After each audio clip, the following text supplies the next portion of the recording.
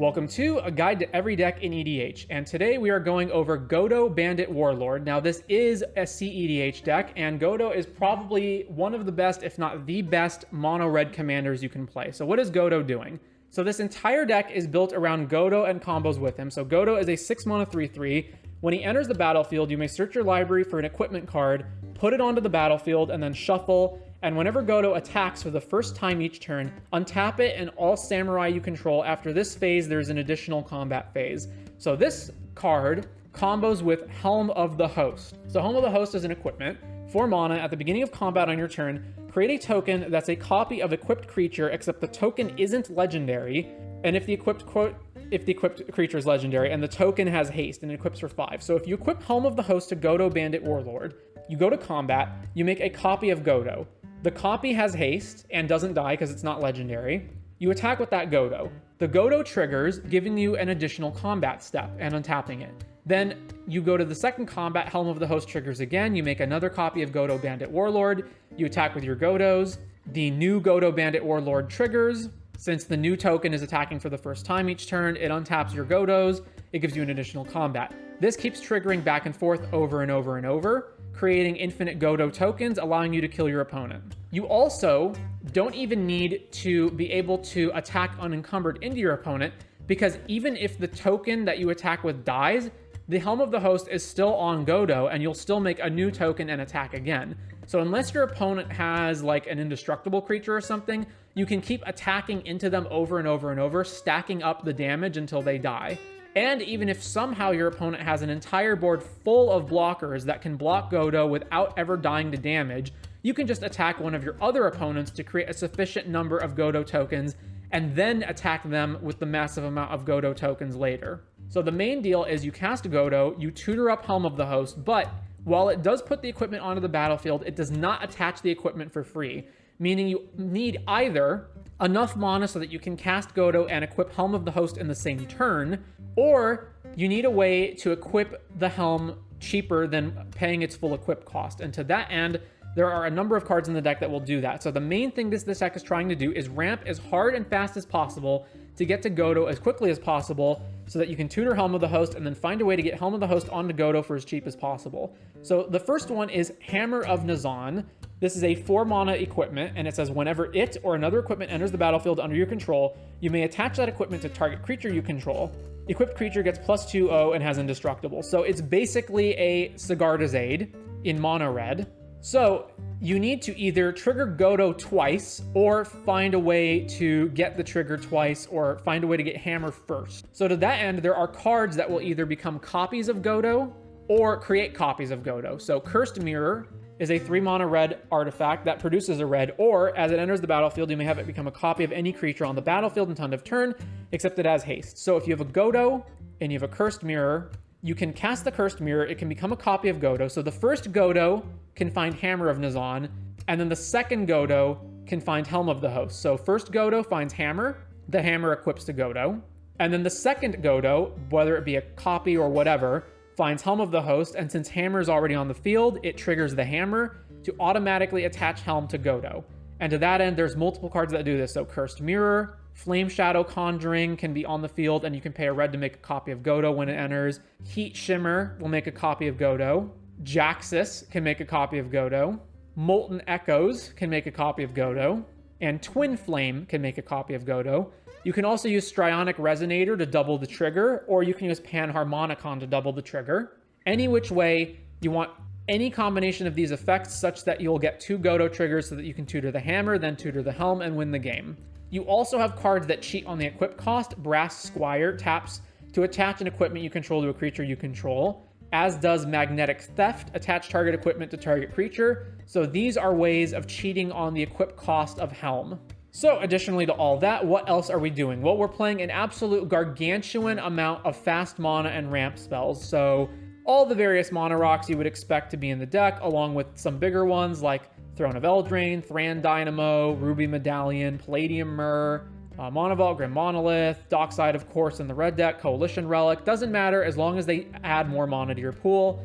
And then fast mana, Desperate Ritual, Generator Servant, Gloin, Dwarf Emissary, which creates a treasure whenever you cast a historic spell. which is artifacts, legends, and sagas. So in this deck, mostly artifacts. Burgi also will generate a red whenever you cast any spell. So it can either pseudo reduce the cost of spells or even go mana positive if you're playing stuff for free or playing rituals. You've got Goldhound, which sacks itself to make a mana.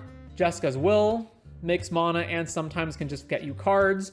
Jeweled Lotus, Petal, Mana Geyser generates a bunch of red. Professional Facebreaker it itself or in combination with other creatures can attack opponents to create more treasure tokens. You've got Pyretic Ritual, you've got Reckless Barbarian, which sacks itself to generate double red. Rite of Flame, Seething Song, Simian Spirit Guide, Skirk Prospector, Strike It Rich. Treasonous Ogre, which can on its own win you the game because it can generate a ton of mana. Pay 3 life to add a red. The Dethrone part's not relevant. So this alone can be activated to create 18 mana, assuming that you start at a full life total. You got Vessel of Volatility, and then lastly, of course, Blank Goblin to generate minimum 4 mana or 5 mana. All of that in an effect to either cast Godo and then pass the turn and come back and equip the Helm, or cast the Godo and then immediately equip the Helm, or copy it to get Hammer plus Helm into play. Then you've also got the Ring, because we are playing keys. Manifold Key and Voltaic Key pair very well with the mana rocks that produce multiple mana, such as Vault, Grim Monolith, Basalt Monolith, any of those type of things. And then, of course, can just untap the ring to draw you even more cards. We've got a Wheel of Fortune, because in this deck, you're going to be producing a bunch of mana very fast, but spending a lot of resources to do it. So in that regard, you may be able to cast a bunch of fast mana really quick and then cast Wheel of Fortune to restock. And then you've got your protective effect. So your Red Blast, your Deflecting Swat, you've got Ricochet Trap over here, which can basically act as a 1 mana deflecting swat sometimes. We've got Defense Grid, which protects us from opponents countering us during our turn by making their counter spells more expensive, making their removal spells more expensive, etc. Then we got some welders. So Engineer can tutor any equipment into our graveyard. It doesn't have to specifically be an equipment that it itself can weld back. So if we're missing, let's say, Hammer or Helm, and we have a way to get it out of our graveyard besides Engineer, then we can just tutor those directly into the graveyard, or we can just tutor fast mana into the graveyard like Jeweled Lotus or whatever. We've got Price of Glory. Whenever a player taps a land for mana during another player's turn, destroy that land. So while this doesn't prevent our opponents from casting counter spells or removal spells against our Godo, it does severely punish them for doing so, and it makes them less able to then interact with us on following turns. We've got, of course, Goblin Welder itself, which can weld anything back. And then we've got our stacks cards, which are here to prevent our opponents from interacting with us as much. So Blood Moon and Magus of the Moon to help shut off mana production. Trinisphere, again, to help shut off other things of theirs. It does harm our ability to cast rituals, but presumably we'll cast these in the right order. And then, of course, Godpharaoh Statue. And Godpharaoh Statue is one of the things that we can also ramp into aside from Godo. So if we just have like an early Godpharaoh Statue, that can be worth ramping into by itself aside from Godo. And then the lands, pretty straightforward, mostly mono red lands. The only things that stand out are we've got Ancient Tomb and City of Traders because we just want to ramp as fast as possible. Cavern of Souls, of course, because Godo has to get through counter spells. We've got Command Beacon. Sack it, put your commander into your hand from the command zone. So if our Godo has eaten a counter spell or a removal spell, so oftentimes you're making so much mana that you can often just cast Godo again, even if it gets dealt with the first time. But if our opponents deal with it multiple times and Godo winds up costing 10 or 12 mana, we might want a way to just put it directly into our hand to get it for cheaper. So Command Beacon does that. Then we've got other double mana lands like Dwarven Ruins and Sandstone Needle and Temple of the False God. War Room can draw us a card if we run out of resources. We've got Mycosynth Gardens to copy whatever we need, like various mana rocks or maybe Ruby Medallion, for example. And then finally, Ominous Cemetery. This is a land introduced in, I believe, the Doctor Who set. Yeah, this is a new Doctor Who set land, and it is 5 mana tap, exile it. Target creature's owner shuffles it into their library. So our opponents might have a creature that we have to deal with for whatever reason. Like maybe it's some kind of stacks creature that prevents Godo from winning the game somehow. Or maybe our opponent has like a collector oof in play that's shutting down all of our mana production from these various mana rocks, and we need to get rid of it. So the Ominous Cemetery can do that. This used to be Mouth of Ronom, which is a land that deals 4 damage if you sack it and you need to play a bunch of snow mana in order to activate it. But Ominous Cemetery is basically the same thing, except it can deal with anything, not just snow, and is not limited to 4 toughness and lower creatures.